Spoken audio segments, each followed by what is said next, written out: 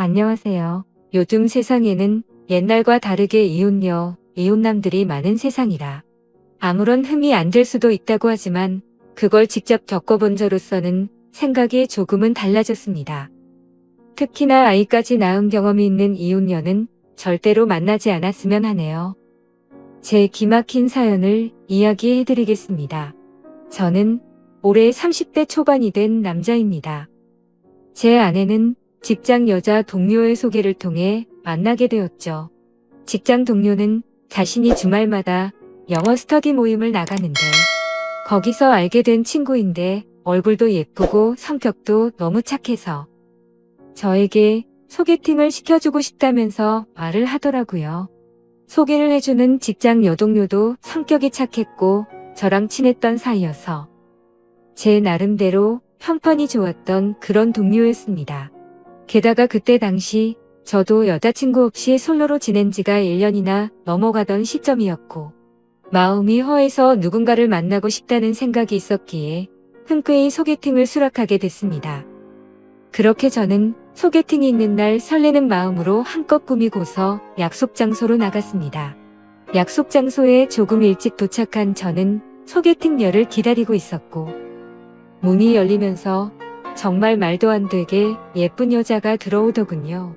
저는 속으로 저 여자가 내 소개팅녀였으면 좋겠다 빌었는데 제 앞으로 와서 제 이름을 묻더라고요. 저는 그때 속으로 쾌재를 불렀습니다. 성격은 이미 상관도 없다 싶을 정도로 외모도 몸매도 흠잡을 곳이 하나도 없을 정도로 훌륭했었기 때문이죠. 그렇게 저는 아내를 처음 보는 날 첫눈에 반해버렸습니다. 그리고 상대방 입장에서도 저와 마찬가지였는지 소개팅 내내 웃음이 끊이질 않았고 해맑더라고요. 또 먼저 제게 술이나 한잔하지 않겠냐면서 적극적으로 나왔고 저희는 그날 소개팅 첫 만남에 술을 진탕 마시게 되었고 술 기운에 만리장성까지 쌓았죠. 아무쪼록 그날 이후로 저희는 연애를 시작하게 되었습니다. 주선자의 말처럼 얼굴만 예쁜 게 아니라 마음씨도 정말 착했습니다. 제가 출근할 때 못 일어날까봐 자처해서 모닝콜을 해주겠다고 했고 주말에 만나면 집에 갈 때 월요일 날 아침에 챙겨 먹고 가라며 항상 도시락을 싸오더라고요. 그 외에도 뭘 먹더라도 제가 원하는 거 위주로 배려해 주느라 바빴고 짬뽕 같은 걸 먹으면 홍합에 있는 거 편하게 먹으라며 다 골라주기까지 했죠. 저는 그런 섬세하고 착한 모습들에 점점 더 사랑에 빠져버렸고 저희는 만난 지 6개월가량 지났을 무렵부터 서서히 동거를 하기 시작했습니다. 누가 먼저 동거를 시작하자는 말이 있었던 것도 아니었고 데이트를 하다가 저희 집에서 편하게 있다 잠들거나 그런 일들이 반복되었고 아내의 회사가 저희 집 근처에 있어서 자연스럽게 동거를 하게 되었습니다. 사실 동거가 시작되려는 당시에는 다소 머뭇거리기도 했지만 이렇게 완벽한 여자라면 진지하게 결혼해도 상관없겠다는 생각을 가졌고 그때 들었던 마음은 결혼하기 전에 진짜 배우자에 대해서 알고 싶으면 동거를 꼭 해보라는 말을 많이 들어왔기에 동거를 해보는 게 좋겠구나라고 생각했었죠. 아무쪼록 저는 그렇게 동거를 마음먹고 자연스러운 동거가 시작되었습니다. 정말 몇 달간은 너무 많이 행복함에 빠져서 살았습니다. 진짜 좋아하는 사람과 결혼하면 이런 느낌이구나 하는 마음이 들었죠. 매일같이 일하면서 드는 생각은 얼른 퇴근하고 집에 가고 싶다란 생각들만 가득했었습니다. 그리고 제 성격상 어린아이들을 별로 좋아하지 않는데도 불구하고 이런 생활이라면 얼른 결혼을 해서 저와 이 여자를 닮은 아이를 낳아서 더 행복해지고 싶다는 생각까지 들더라고요. 그렇게 저는 제 아내에게 무엇이든 다 해주고 싶은 마음으로 항상 행복했습니다. 하지만 불행하게도 그런 행복한 날들도 시간이 점점 갈수록 삐그덕 되기 시작했습니다. 같이 살게 된 지 몇 달이 안 되어서 아내의 숨겨진 모습들이 보이기 시작한 거죠. 가끔씩 이유 없는 짜증을 부리는가 하면 우울하다면서 말 한마디도 없이 있다가 갑자기 혼자 눈물을 흘린다든지 저는 갑자기 왜 이러지라는 생각들과 그런 모습들이 이해가 가지 않았습니다. 그러다 어느 날 저에게는 말도 하지 않고 회사에 휴가를 내고 어딘가를 다녀왔다고 하더군요. 그래서 무슨 일이길래 말도 안 하고 다녀왔지란 생각과 갑자기 양심 고백하듯 이런 얘기를 하니까 뭔가 불안한 마음이 들었습니다. 저는 긴장되는 마음으로 조심스레 어디를 다녀왔냐고 물었죠. 아내의 입에서는 정말 생각하지도 못한 충격적인 얘기를 하더군요. 제 아내는 사실 어린이집을 다녀왔다고 했죠. 그리고 뒤이어 충격적인 사실을 밝히는데 자신은 사실 결혼을 한 유부녀라고 했고 슬아의 아이도 한 명 있다고 합니다. 그 말을 듣는 순간 저는 너무 충격을 먹어서 정지라도 된 것 마냥 가만히 있었고 아무 말도 하지 못하겠더라고요. 저는 정말 상상하지도 못한 날벼락 같은 이 여자의 말에 너무나도 당황을 했습니다. 도대체 이 상황에 제가 무슨 말을 어떻게 해야 할지 도저히 모르겠더군요. 그래서 침묵을 지키면서 가만히 있으니 남편이 바람을 펴서 집을 나왔고 그 이후로 혼자서 지내고 있었다고 하더군요. 집에서 나온 뒤로 아이를 못 본 지 1년이 지났는데 갑자기 미칠 만큼 보고 싶어서 제가 모르게 어린이집에 가서 구경하고 돌아왔다고 했습니다. 그러면서 제가 너무 좋아서 결혼을 한 사실을 숨기고 만났다고 하는데 저는 그 말에 어이가 없어서 물어봤습니다. 지금 이렇게 되면 나는 의도하지도 않았는데 바람핀 상간남이 되어 있는 거 알고 있냐고 했습니다. 그러자 아내는 이미 결혼 생활이 파탄이 나서 서류만 부부일 뿐이지 별거한 지도 이미 1년이 넘게 지났고 근래 들어서 이혼 이야기가 오가는 중이라 그럴 일은 없다고 하더군요. 저 또한 그런 얘기를 듣고 보니 정확히 알아둬야겠다 싶더라고요. 그래서 나중에 따로 변호사에게 몇 번 상담을 받아봤죠. 저는 이 사실을 몰랐기에 제게는 유책 사유가 될 일은 없을 것 같다고 했습니다. 아무쪼록 저는 계속해서 물었습니다. 지금 너무 당황스럽다고 말했고 왜 이런 이야기를 이제서야 말한 거냐며. 사귀기 전부터 말하던지 아니면 최소한 우리가 동거를 하기 전에 말해야 하는 거 아니냐고. 이건 아무리 생각을 해봐도 나에게 너무한 거 아니냐고 물었죠. 아내는 제가 너무 좋아서 그런 건데 도저히 어쩔 수가 없었답니다.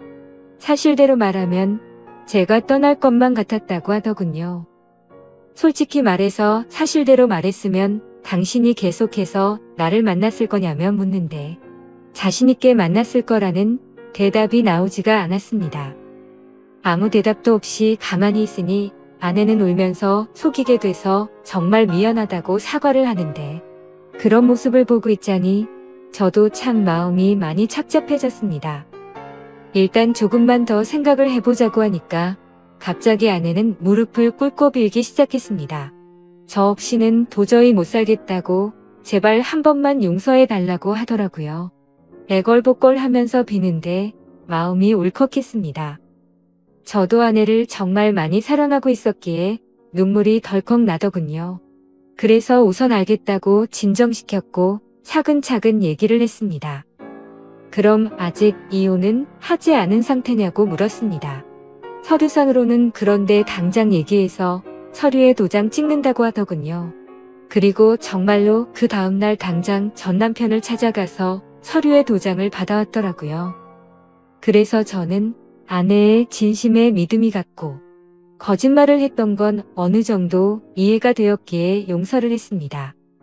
그리고 웬만하면 그 남자 원하는 대로 합의 이혼을 하는 게 낫지 않냐고. 저는 권유를 했고 합의 이혼을 하는 조건으로 양육비로 매달 50만 원씩 받기로 했습니다.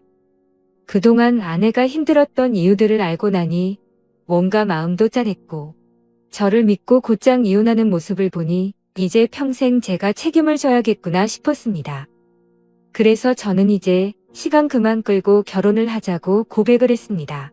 아내는 제 고백을 듣고 눈물을 흘리면서 미안하고 고맙다고 앞으로 2번 다신 상처 주지 않고 잘하겠다고 하더라고요. 그렇게 저희는 결혼을 하기로 약속을 하게 되었고 그 다음으로 큰 문제가 된 것은 바로 저희 부모님을 설득하는 문제였죠. 저도 이렇게 큰 충격을 받았는데 아들이 결혼하려고 데리고 온 여자친구가 이혼녀라고 하면 어떤 반응을 보이실지 눈에 선했기 때문입니다. 저희 부모님 남들에게 많이 베푸시고 착하신 기독교 신자이신데 정말 보수적인 성향이 강하신 분들이셨죠. 그래서 부모님은 제게 여자친구가 생긴 사실은 알고 계셨지만 같이 동거 중인 사실조차 말하지 못했습니다. 근데 그런 분들에게 대체 어떻게 이런 사실을 전해야 할지 감당이 되지 않더라고요. 하지만 며칠 동안 고민을 했지만 그렇게 시간을 끌어봤자 현실은 달라지지 않는다고 생각을 했고 내도 먼저 맞는 게 낫겠다라는 심정으로 용기를 냈습니다. 저는 주말에 본가로 들어가 부모님과 대화를 나눴습니다. 부모님께 이제 결혼을 해야 할 것 같다고 운을 뗐습니다. 그러자 아버지께서는 결혼할 나이도 되었고 너만 좋으면 그냥 결혼하라고 말씀하셨습니다. 그래서 저는 숨을 죽인 채 진지하게 말씀드릴 게 있다고 했습니다. 사실 지금 여자친구가 이혼녀의 아이도 있는데 지금 아이는 전 남편에게 맡겼다라고 말했습니다. 그렇게 말하자마자 집이 완전 발칵 뒤집히고 난리가 났습니다. 부모님은 저보고 제정신이냐며 소리를 질렀습니다. 네가 도대체 뭐가 부족해서 이혼녀도 모자라서 애까지 있는 사람이랑 결혼을 하려고 하냐고 화를 내셨죠. 부모님은 예상보다 더욱 더 단호하셨습니다. 그 여자와 결혼할 거면 자식이고 뭐고 저를 다시는 보지 않겠다고 못을 박으셨죠. 하지만 저는 제 아내에게 또다시 상처를 줄 수가 없었기에 부모님께 불효를 저지를 수밖에 없었습니다. 저는 부모님의 뜻을 거역하고 아내와 둘이서 혼인 신고를 해버렸습니다. 그렇게 제 처음이자 마지막이 될 결혼식은 어쩔 수 없이 생략을 하게 됐고 저희는 부부 사이로 함께 살기 시작했습니다. 근데 아내는 결혼을 하자마자 제게 말하더라고요. 자신의 아이가 너무 보고 싶다며 한 달에 2번씩은 보러 가면 안 되겠냐고 했죠. 저는 이 정도는 충분히 각오를 했었기에 흔쾌히 그렇게 하라고 했습니다. 하지만 그렇게 이해를 해주면서도 한편으로는 아내가 아이 이야기를 할 때면 이게 기분이 참뭐라 표현해야 할지 모르겠지만 기분이 좋지 않고 이상하더군요.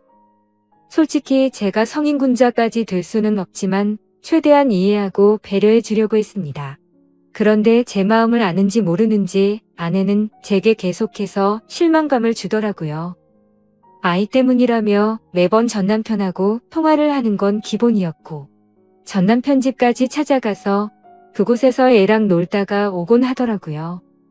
사실 그렇게까지 하는 건 최대한으로 배려를 해야겠다 생각하면서 이해하려고 노력했습니다. 근데 어느 날 놀이공원을 다녀왔다기에 사진을 보고 있는데 그 사진에는 전남편도 끼어서 셋이서 사진을 찍었더라고요. 그걸 보자마자 저는 눈이 돌아가더군요. 너무나도 불쾌했고 속에서 진짜 분노가 끓는다는 게 어떤 건지 느꼈습니다. 그래서 그 문제로 그날 아내와 저는 진짜 엄청나게 말다툼을 하게 됐습니다. 그리고 아내는 무조건 아이가 1순위였습니다. 저와 밖에서 외식을 하는데 아이에게서 전화가 오면 제가 혼자 밥을 먹든 말든 1시간씩 내팽겨치고 저와 여행을 가기로 해서 비행기며 숙박이며 다 예약을 해뒀는데 아이가 갑자기 보자고 한다고 취소를 하자고 하더군요. 평소 같으면 왜 화가 나겠습니까?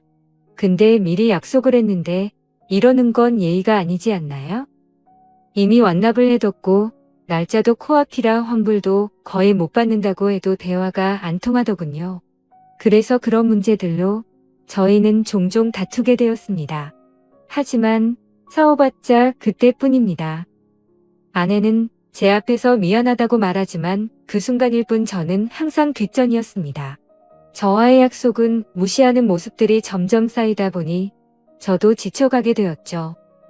그래서 도저히 해결이 되질 않는 문제로 계속해서 스트레스를 받기 싫었고 저도 그냥 그러려니 하는 마음으로 어느 정도 포기를 했고 그 이후부터는 태클도 걸지 않았습니다. 근데 그렇게 배려를 해줬더니 제 아내는 개념이 없는 건지 오히려 더 고삐가 풀린 것처럼 제 눈치를 아예 보지를 않더군요. 아이 핑계로 전남편 집에 들락거리는 건 아무것도 아닌 것처럼 하게 되었습니다.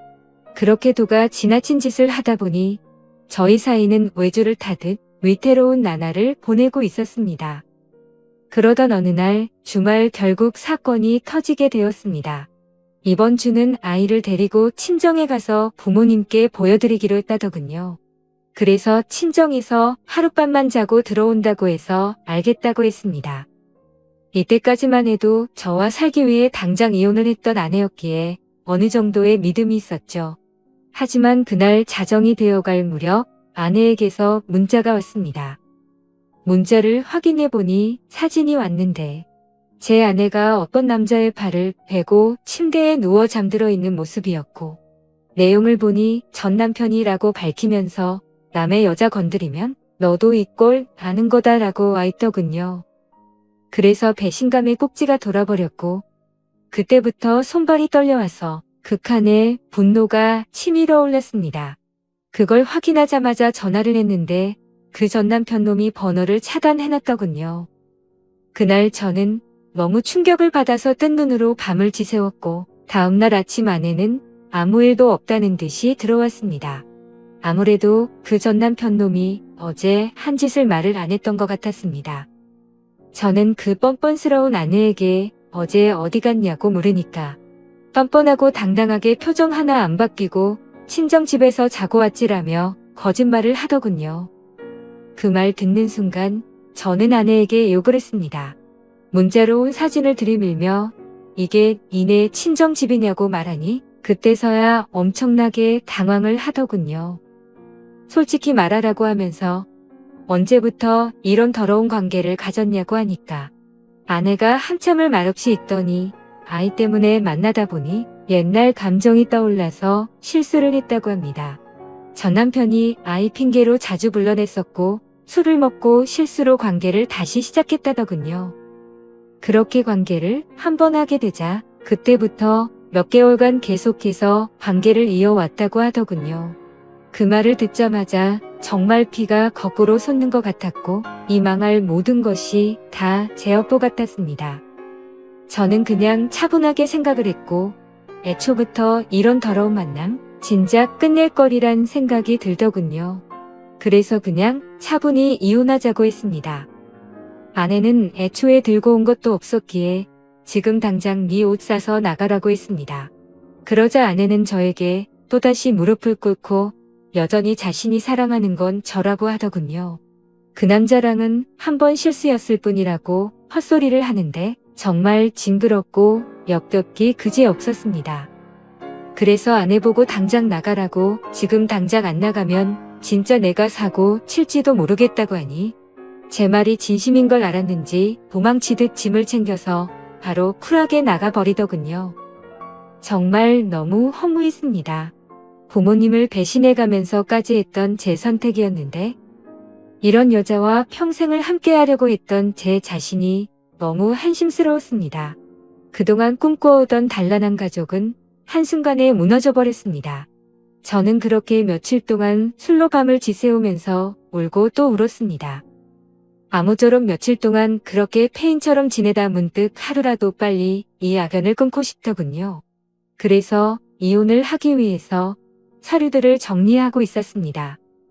근데 생전 처음 보는 빚들이 생겨 있더라고요. 제 명의로 된 카드에서 현금 서비스가 600만 원 정도 있었고 대부업 몇 군데에 대출 신청을 해서 총 5천만 원이 되는 큰 돈을 대출받았더군요. 누가 봐도 이건 사기 결혼이 아닌가 생각이 들었습니다. 신용카드야 제 명의니까 그렇다고 치지만 대부업에 대출을 받을 때 등본이나 가족관계 증명서나 뭐 이런 걸로 신청을 했겠지만 어떻게 이만큼 큰 금액을 명의자 본인인 제 확인도 거치지 않고 대출을 해준 건지 이해가 가지 않았고 의문이었습니다. 그래서 두 번 다시 엮이고 싶지 않았던 아내에게 전화를 걸었습니다. 근데 아내는 모르는 척 일관하고 있더라고요. 저는 너무 열이 받아서 소리를 질렀습니다. 그러자 옆에서 그 전 남편 놈이 봤더군요. 참, 사랑한다고 할 땐 언제고 그 사이에 그쪽으로 쪼르르 달려갔구나 생각했습니다. 아무쪼록 그 전 남편이 바꿔봤더니 제게 되려 욕을 하고 배째라는 식으로 하더라고요. 그러고 전화를 끊더니 이것들은 잠적을 해버렸습니다. 그래서 일단 당장 경찰서로 가서 신고부터 해둔 상태입니다.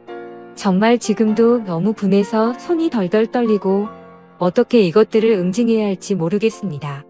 지금 저는 제가 계획적으로 이것들에게 사기를 당한 거 아닌가 생각이 듭니다. 이런 인간 같지도 않은 사람과 엮인 제 자신이 정말 비참해서 눈물만 나네요. 저는 온전히 그 사람을 사랑해서 믿었을 뿐인데 제가 뭘 잘못했다고 이런 일이 벌어진 건지 모르겠습니다. 어떻게 사람의 탈을 쓰고 이런 잔인할 수가 있는 건지 앞으로 저는 여자를 만날 용기조차 나지 않을 것 같습니다. 지금 저는 절대로 선처는 해줄 생각이 눈꼽만큼도 없고 감옥이라도 보내고 싶은 심정입니다. 이 두 사람 어떻게 해야 제대로 반성하게 만들 수 있을까요? 좋은 방법이 있으면 댓글로 남겨주시면 꼭 응징하도록 하겠습니다. 이 글을 보는 분들도 항상 조심하셔서 저처럼 이런 슬픔 겪지 않았으면 좋겠습니다. 참으로 바보 같은 제 이야기를 들어주셔서 감사합니다. 마카는 그날 저에게 큰 위안을 주었습니다. 제가 한 번도 느껴보지 못했던 것을 마카가 깨어나게 해주었어요. 제가 자초한 일이었고 저는 너무도 혼란스러워서. 좋아요, 구독 부탁드려요. 한적한 시골에 살며 개 한 마리를 키우고 있는 늙은 여자입니다. 제가 키우는 개는 수컷 대형견이에요. 이름은 마카이고요. 마카는 제가 예전에 키우던 원숭이의 이름입니다. 요즘 저와 마카는 매일 함께 산책을 합니다. 인적이 드문 숲길에 접어들면 목줄을 풀어주고 마음껏 뛰어다닐 수 있게 해줘요. 많이 뛰어다녀야 하는 견종이라서 이렇게 산책을 해주어야 합니다. 마카와 저는 가장 친한 친구이자 가족이죠. 사실은 원숭이를 키우고 싶습니다. 80년대 초에만 해도 시장에는 원숭이를 팔기도 했어요. 흔하지는 않았지만 집에서 원숭이를 키우는 경우도 꽤 있었습니다. 사실 마카라는 이름은 제가 젊었을 때 키웠던 원숭이의 이름이에요. 마카와 함께 지내며 있었던 일은 누구에게도 말하지 못했습니다. 그 시절 동네 사람들은 제가 혼자 살기 때문에 외로워서 마카를 키운다고 생각했겠죠. 하지만 마카는 저의 친구이자 남편이기도 했습니다. 저는 20대 초반 어린 나이에 결혼을 했습니다. 남편은 저보다 나이가 훨씬 많은 30대였어요. 남편은 장애가 있었고 시댁은 부자였습니다. 시부모님 입장에서는 장애가 있는 아들에게 시집올 여자가 있을지 몰라서 조바심이 났을 거예요. 친척의 소개로 남편을 만나 결혼했습니다. 장애를 가지고 살아온 가여운 남자에게 시집가서 그의 상처를 보듬어주며 살기로 결심했던 것이었죠. 처음에 시댁 식구들과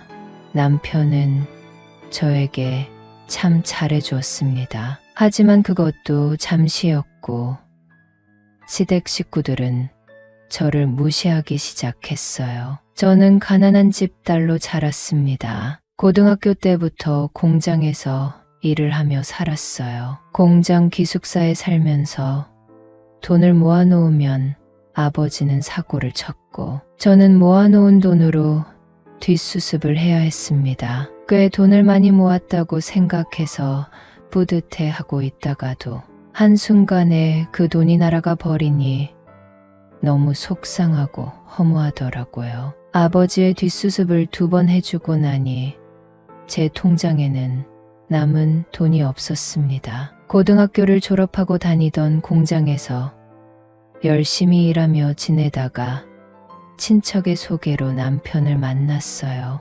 남편은 숫기가 없고 순박해 보이는 남자였습니다. 장애가 있었지만 장사를 열심히 하는 남자였어요. 결혼 전에 시댁이 그렇게 부자인 줄도 몰랐습니다. 그저 가여운 남자를 보듬어주고 싶어서 결혼을 결심하게 된 것이었어요. 시댁 식구들이 저를 무시하고 구박한 이유는 제가 없는 집에서 자란 것 때문이었습니다. 결혼할 때 아무것도 해온 것이 없다는 이유로 구박을 받았는데 지금 생각해보면 제가 그 사람들에게 그렇게 구박을 받을 이유는 없었다고 생각해요. 시댁 식구들과 남편의 무시를 견디다 못해 저는 남편과 이혼을 했습니다. 그리고 저는 이곳에 와서 생활을 시작했죠. 아는 사람이 한 명도 없는 곳에 와서 새 삶을 시작했습니다. 이곳에 와서 집 가까운 곳에 공장에 다니며 혼자 살기 시작했어요. 그 시절에는 저희 동네 시장이 꽤 컸습니다. 시장에 가면 먹거리, 볼거리가 참 많던 시절이었죠. 장을 보러 가서 사람 구경도 했네요. 혼자 살며 외로웠나 봐요. 그래서 사람이 북적대고 활기가 넘치는 시장에 가는 것이 저는 참 좋았던 것 같습니다. 하루는 시장을 돌아다니고 있는데 우리에 갇혀있는 원숭이를 보게 되었습니다. 보통 시장에서 파는 원숭이들은 예민한 경우가 많았는데 그 원숭이는 모든 것을 체념한 듯 얌전히 앉아 있더라고요. 저도 그때 모든 것을 체념하고 살고 있었습니다. 공장에 나가서 일하고 퇴근하면 집에 돌아와서 식사를 하고 자는 것이 전부인 삶이었지요. 그래서 일요일에도 저는 출근을 하겠다고 자원했습니다. 쉬는 날이 되면 저는 너무 힘들고 외로웠거든요. 시장에서 본 그 원숭이가 가엾다는 생각이 들었지만 저는 얼른 장을 봐서 집으로 돌아왔습니다. 며칠 후에 시장에 갔는데 그 원숭이를 또 보게 되었죠. 저와 눈이 마주쳤는데 그 원숭이는 모든 것을 체념한 듯한 눈빛이었습니다. 주인 아저씨에게 물으니 원숭이의 이름은 마카라고 하시더군요. 저는 마카야 하고 원숭이의 이름을 불러봤습니다. 마카는 저를 쳐다보더니 시선을 다른 곳으로 돌렸습니다.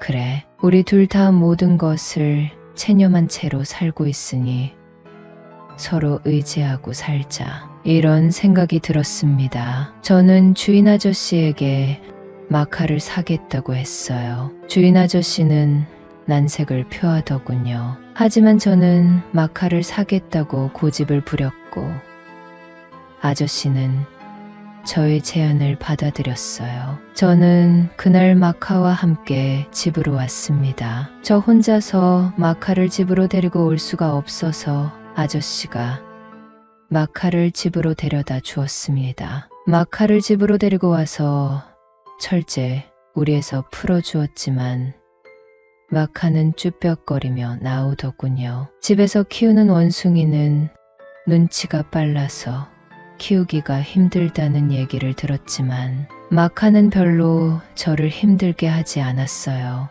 물을 데워서 마카를 씻기고 시장에서 사온 먹이를 주었습니다. 마카는 조용히 먹을 것을 먹더군요. 저는 시골의 한적한 곳에 살고 있었기 때문에 나당도 넓고 해서 마카와 함께 살기에 좋은 환경이었습니다. 한동안 집 안에서 마카와 함께 지냈죠. 그때는 겨울이었기 때문에 바깥이 마카에게 너무 추울지 몰라서 마카를 밖으로 데리고 나갈 수가 없었습니다. 겨울이 지나고 봄이 오니 마카는 몰라보게 컸더라고요. 마카는 시장에서 파는 작은 원숭이가 아니었어요. 저는 마카를 시장에서 처음 봤을 때 다 큰 것인 줄 알았는데 그때 마카는 어린 새끼였던 것 같습니다. 마카는 점점 커서 덩치가 거의 저와 비슷해지더군요. 봄이 되어 마카를 데리고 마당에 나왔는데 처음에 마카는 생소한 환경 때문이었는지 좀 두려워하는 것 같더라고요. 며칠간 저희 집 마당을 눈에 익히는 듯 하더니 마카는 여기저기 돌아다니기 시작했습니다. 나무도 타고 두 발로 걷기도 하며 나당 여기저기를 돌아다니더군요. 마카는 성격이 소극적이었지만 저의 마음을 다 이해해주는 아이였어요. 저와 말이 통하는 것은 아니었지만 마카는 저의 감정 상태를 모두 알고 있었습니다. 제가 외로움에 사무쳐 울고 있으면 마카는 저의 머리를 쓰다듬어 주었어요. 이유 없이 기분이 좋은 날에는 저를 보며 웃는 표정을 짓는 마카였습니다. 제가 공장에 나가 있는 동안 마카는 마당에서 놀기도 하고 집안에서 놀기도 하며 제가 퇴근에 돌아오기만을 기다리고 있었죠. 나만을 기다려주고 나와 모든 감정을 공감할 수 있는 누군가가 있다는 사실이 저는 너무 좋았습니다. 마카는 저의 유일한 친구였고 가족이었고 저의 아들이었어요. 저는 키가 큰 편이고 외모도 예쁜 편이에요. 이 사실을 이혼하고서 알게 되었죠. 그전에는 제 자신에 대해 생각해 볼 겨를도 없이 살았던 것 같습니다. 공장에서 제가 좋다고 따라다니는 남자들도 많았는데 저는 모두 거절할 수밖에 없었습니다. 그 남자들은 미혼이었고 저는 이혼녀라는 사실을 숨길 수밖에 없었거든요. 제가 이혼녀라는 사실을 알게 되면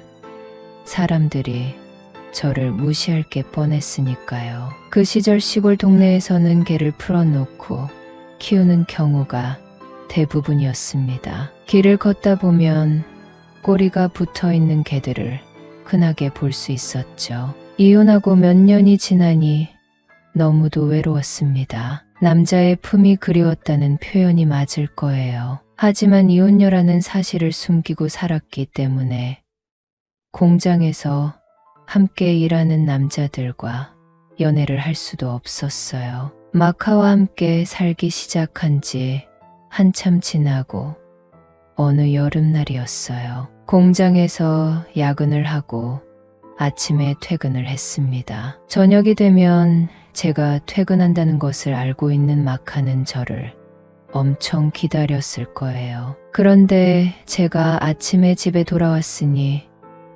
제가 얼마나 반가웠을까요? 집에 들어와서 땀에 찌든 몸을 씻고 방으로 들어와 누웠습니다. 마카는 제 옆에 눕더군요. 늘 그렇듯 마카는 제 머리를 쓰다듬어 주었습니다. 많은 사람들이 저에게 욕을 할 수도 있겠지만 저도 사람인걸요. 한참 젊은 나이의 여자였던걸요. 저도 모르게 자세를 취했고 마카는 저의 기대에 응해 주었습니다. 마카와 일을 치르고 수많은 생각을 했습니다. 이게 말이 되는 일인가?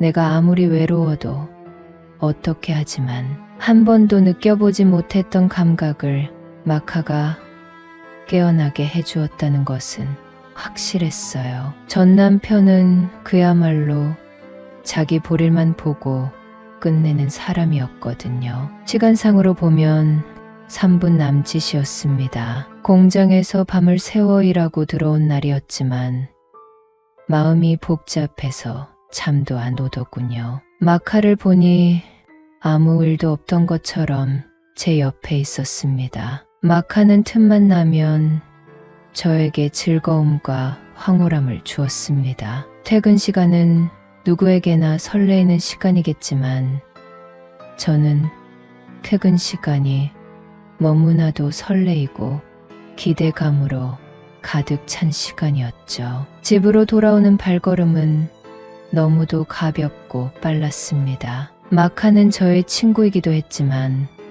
가족이자 남편이기도 했어요. 공장에서 함께 일하는 동료들은 저에게 무슨 좋은 일 있냐고 자주 물었습니다. 연애를 시작했냐고 묻는 사람들도 있었지만 저는 아무 말도 할 수 없어 그저 미소만 지을 뿐이었어요. 일상이 너무 즐거웠고 마카가 제 옆에 있어서 너무 행복했어요. 그러던 중 저는 연애를 하게 되었습니다. 그 남자와 결혼을 약속했어요. 그 남자도 마카를 많이 예뻐해 주었습니다. 그 남자의 집에서 밤을 보낸 적도 있었는데 저는 밤새도록 마카 생각뿐이었어요. 그래서 될 수 있으면 그 남자의 집에서 밤을 보내지 않으려 했습니다. 그 남자가 저희 집에 와서 밤을 보내고 간 적도 많았어요. 그 남자와 시간을 보낼 때